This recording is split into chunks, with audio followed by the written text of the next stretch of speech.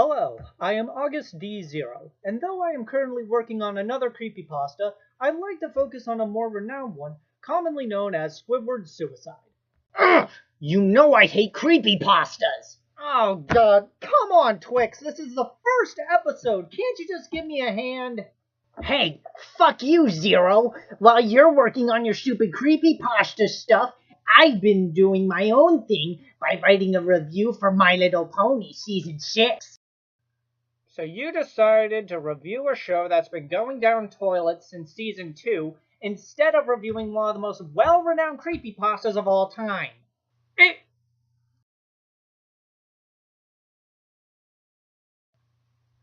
Can I still be in the video?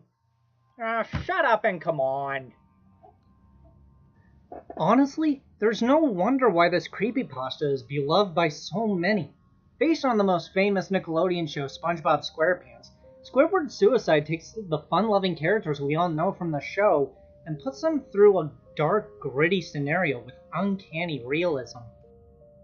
After being uploaded to the internet in 2010, there really isn't much to say about it. Though there are multiple tellings of this mysterious story, the most commonly portrayed tale is how a regular production team at Nick sits down to watch an unreleased episode when they're surprised with something much more menacing.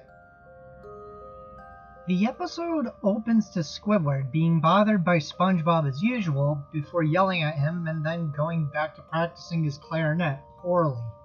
Nothing special since it starts out the way any other episode of SpongeBob would. Soon after, the episode moves on to a concert late at night, starring Squidward as the main attraction. All seems to be going well until SpongeBob starts booing him. The characters all end up having these dead, realistic-looking eyes, bloodshot, and filled with this unnerving feeling to them.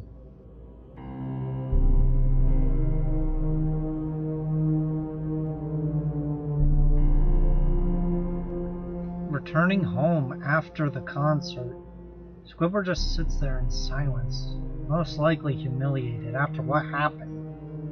It's hard not to feel sad for him when he starts crying. He just keeps sitting there, crying, only to see his face again with the same blood-shed eyes, with blood tears streaming down his face, listening to a voice just screaming, "Do it, do it." It really hurts to listen to, only to see Squidward grab a shotgun and put it in his mouth, and more detrimental voices just screaming at him until he finally pulls the trigger. His head explodes with brain and guts flying all over the place until he draws his final breath. The sad thing though is that no one knows where it came from. The footage, the episode, no one really understands why it was made this way. But I guess that really just comes with the horror of the internet. We don't really have any more information on it.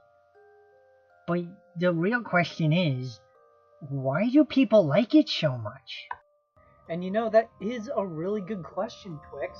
Why do we like this one so much? It's no surprise to anyone that SpongeBob SquarePants is one of the most beloved TV shows that Nickelodeon has ever made. But not only that, why is it that this creepypasta is just so well connected?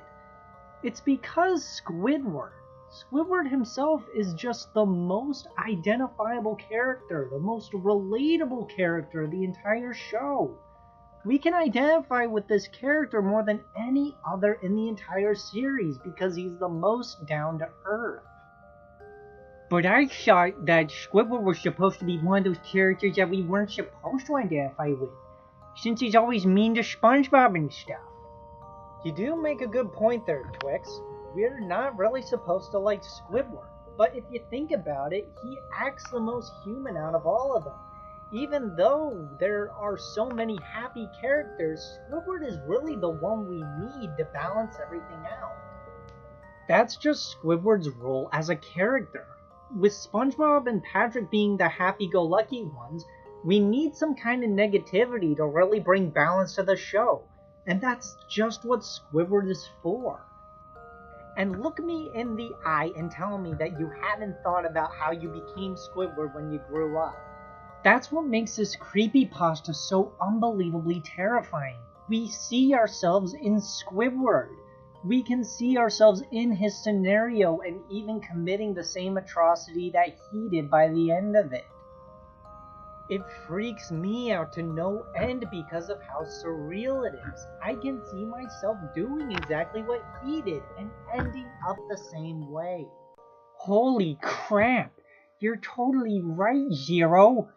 I never thought of it that way.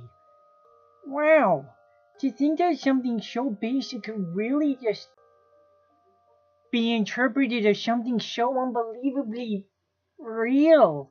It's scary. Scary enough to bring me back every time. I'm Augusty Zero. And I'm Twix. And this has been Squidward Suicide.